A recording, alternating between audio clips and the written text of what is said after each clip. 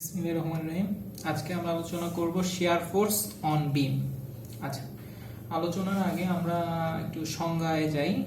সংজ্ঞায় আমাদের এখানে কি বলা হচ্ছে? বলেছে defined as the net vertical unbalanced forces created by external loads in the beam and is denoted by V and may be determined by the summation of the net vertical components of external loads acting on either side of the section. আচ্ছা, অনেক বড় সংজ্ঞা, একটু critical. আমরা একটু ডায়াগ্রামের মাধ্যমে যদি এক্সপ্লানেশনে আসি তাহলে বুঝতে ইজি হবে। আমরা বোঝার সুবিধার জন্য আমরা একটা সিম্পলি সাপোর্টেড বিম নিব, দুটো রিঅ্যাকশন ফোর্স দিব সিম্পলি সাপোর্টেড বিম বলে, আর একটা স্বাভাবিক লোড থাকবে পি। ওকে, যেহেতু আমাদের এখানে একটা কোঅর্ডিনেট সিস্টেম লাগবে এবং আমাদের বিমটা হচ্ছে ওয়ান অ্যাক্সিয়াল, সো আমরা বিমের লেন্থ বরাবর এক্স অ্যাক্সিসটা ধরে নিব। ওকে, আচ্ছা, সাধারণত শেয়ার ফোর্স আর আজকে পরের টপিকস হচ্ছে বেন্ডিং মোমেন্ট সাধারণত বিমের একটা পয়েন্টে, লেন্থের যে কোনো একটা পয়েন্টে বের করা হয়। আমরা এখানেও একটা পয়েন্টে বের করব, আর সেই পয়েন্টটা হচ্ছে আমাদের এইখান থেকে এই মূলবিন্দু থেকে এক্স ডিস্টেন্সে।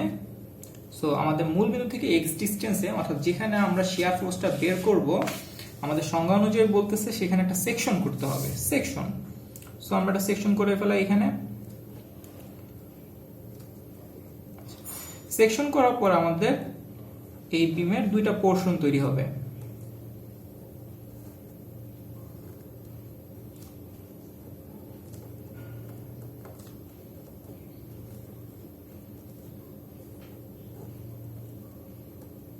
আমাদের এক্সটার্নাল লোডগুলো ঠিক আগের মতোই থাকবে, কোনো কিছু চেঞ্জ হবে না।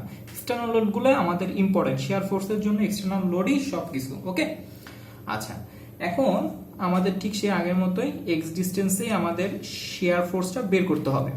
আচ্ছা, এবার আসা যাক আমাদের আবার সংজ্ঞায়।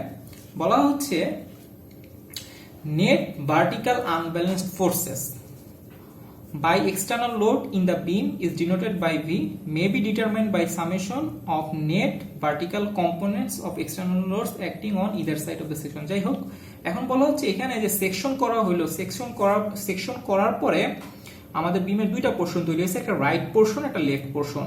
আমাদের এখানে যেটা বলা হচ্ছে ইদার সাইড, তার মানে হচ্ছে এই সাইড অথবা এই সাইড, যে কোনো একটা সাইডকে ক্যালকুলেশন করেই আমরা ঠিক এই পয়েন্টের, এই পয়েন্ট মিনস এই পয়েন্ট, একই পয়েন্ট, এই পয়েন্টের শেয়ার ফোর্সটা বের করতে পারি।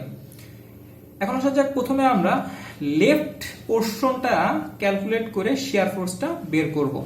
যেহেতু আমরা এক্স পয়েন্টে শেয়ার ফোর্স বের করতেছি, সো আমরা শেয়ার ফোর্সের নোটেশন Vx লিখতেছি, আর যেহেতু লেফট পোর্শন দিয়ে বের করব, সো Vxl লিখব। ওকে, এবার আসা যাক আবার সংজ্ঞায়। বলা হচ্ছে নেট ভার্টিক্যাল আনব্যালেন্সড ফোর্স। আমাদের এই লেফট পোর্শনে আনব্যালেন্সড ভার্টিক্যাল ফোর্স হচ্ছে একটাই আছে, সেটা হচ্ছে R1। সো আমাদের এখানে শেয়ার ফোর্সটাও হবে R1। ওকে, এবং এটা আপওয়ার্ড ডিরেকশনে কাজ করতেছে।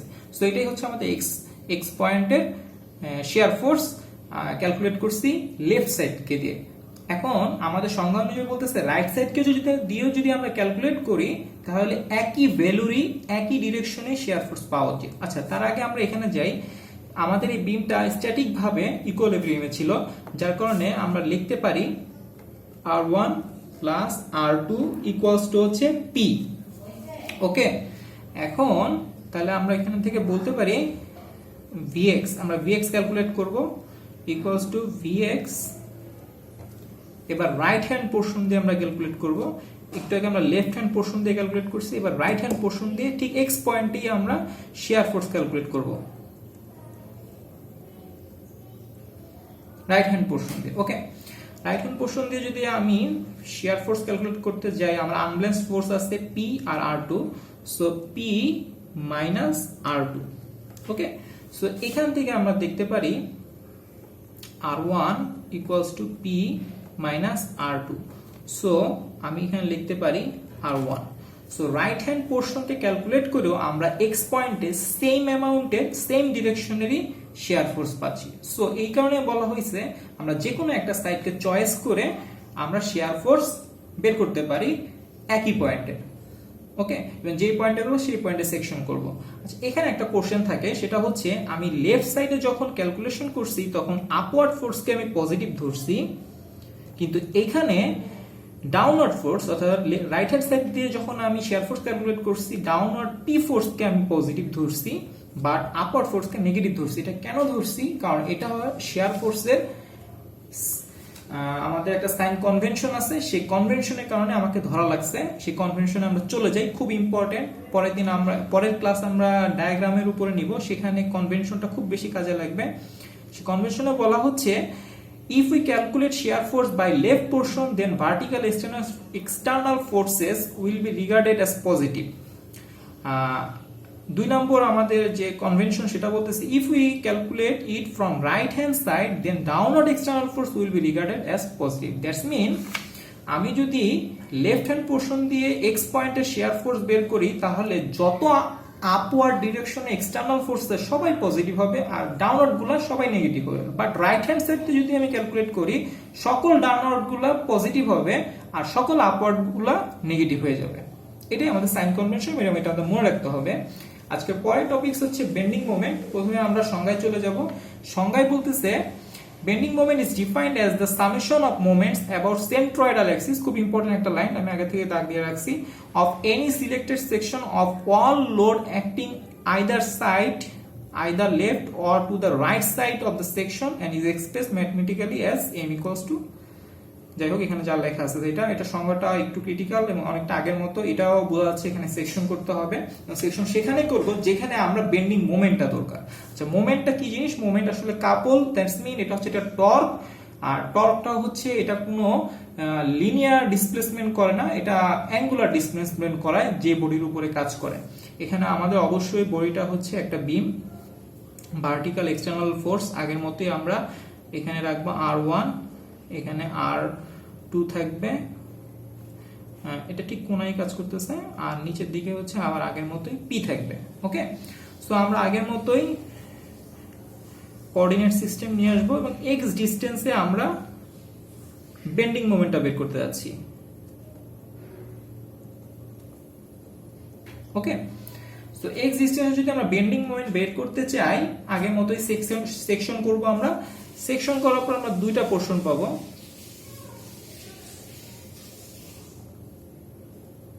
ওকে, এবং এক্সটার্নাল লোডটা আগের মতোই থাকবে।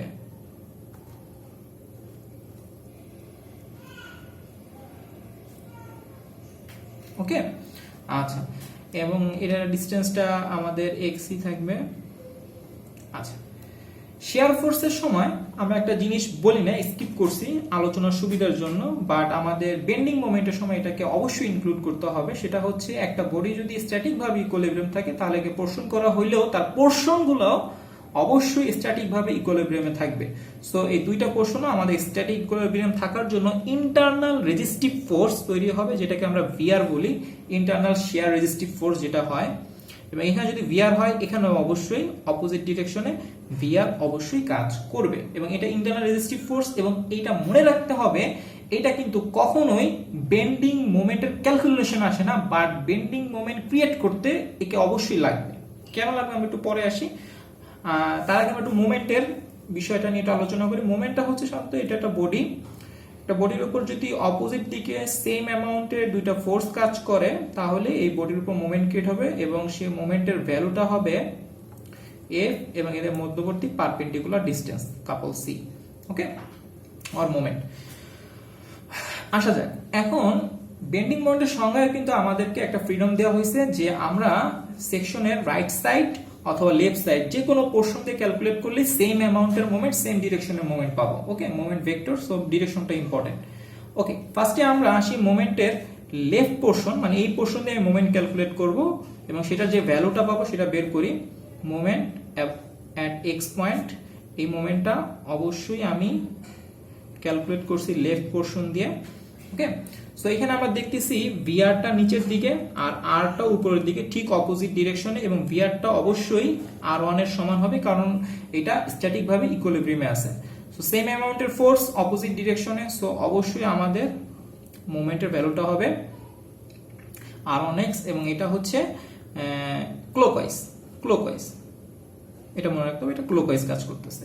আচ্ছা, এখন আমাদের বলতেছে এক্স পয়েন্টে আমরা সেম বেন্ডিং মোমেন্ট পাবো যদি রাইট হ্যান্ড পোর্শনটাকে ক্যালকুলেট করি। এবার আসা যাক আমরা রাইট হ্যান্ড পোর্শনটাকে ক্যালকুলেট করি। রাইট হ্যান্ড পোর্শনে আমরা যেহেতু জানি ভিআরটা হচ্ছে R1, সো আমাদের প্রথমে দুটো যোগ করতে হবে। এই দুটো যদি আমরা যোগ করি, তা মনে করি আমরা এইখানে সামেশনটা পাইলাম, দুজনের যোগফল। সেই ক্ষেত্রে এটা হবে VR প্লাস R2, আর যেহেতু VR হচ্ছে R1 এর সমান, তাহলে এটা R1 প্লাস R2, আর আমরা জানি R1 প্লাস R2 মানে P, সো এটা P বলতে পারি। সো সমান অ্যামাউন্টের এবং বিপরীত দিকে ফোর্স, এবং এদের মধ্যবর্তী ডিসটেন্স ধরে নিচ্ছি আমি x2। সো আমি যদি মোমেন্ট x পয়েন্টে ক্যালকুলেশন করি রাইট হ্যান্ড পোর্শন দিয়ে, সেক্ষেত্রে ভ্যালুটা আমরা ধরে নিচ্ছি Px2। এটা অবশ্যই, এটা ম্যাথমেটিক্যালি আমি এখানে দেখাবো না, কারণ এটা দেখানোর জন্য টোটাল লেন্থ ধরতে হবে, আরো কিছু ক্যালকুলেশন গাইড করা লাগবে। এটা অবশ্যই অবশ্যই এটা সমান হবে, মাস্ট, হইতে বাধ্য। ওকে, আমরা পরবর্তী গ্রাফে যখন যাব তখন দেখবো আমরা এই সাইড থেকে ক্যালকুলেশন করলে সেম জিনিসটাই আসে, রাইট হ্যান্ড সাইড থেকে ক্যালকুলেশন করলে সেম ভ্যালুই দেয়। সো আমরা এখানে ধরে নিচ্ছি এইটা আর এটা সমান। ওকে, এখন একটা কথা যেটা খুব ইম্পর্টেন্ট, সেটা হচ্ছে সাইন কনভেনশন, খুবই ইম্পর্টেন্ট।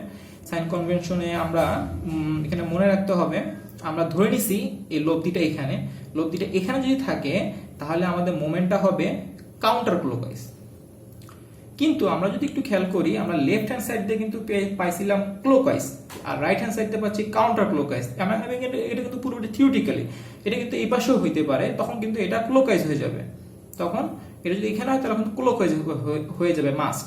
কিন্তু আমাদের এটা মনে রাখতে হবে, এটা মাস্ট কাউন্টার ক্লকওয়াইজ হবে, মাস্ট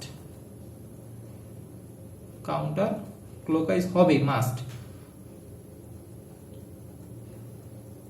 কাউন্টার ক্লকওয়াইজ হবে, কারণ এটা ক্লকওয়াইজ। এটা যদি কাউন্টার ক্লকওয়াইজ হতো, এটা তাহলে ক্লকওয়াইজ হতো। এটার অপোজিট মাস্ট হবে, এটাই নিয়ম ম্যাথমেটিক্যালি এটাই পাওয়া যায়, এটাই প্রুফড। সো একটা যদি ক্লকওয়াইজ হয়, আরটা হচ্ছে কাউন্টার ক্লকওয়াইজ হবে। আচ্ছা, এটার জন্য সাইন কনভেনশন আছে, তখন আমাদের বোঝা আরো ইজি হবে কেন এটা ক্লকওয়াইজ, কেন এটা কাউন্টার ক্লকওয়াইজ।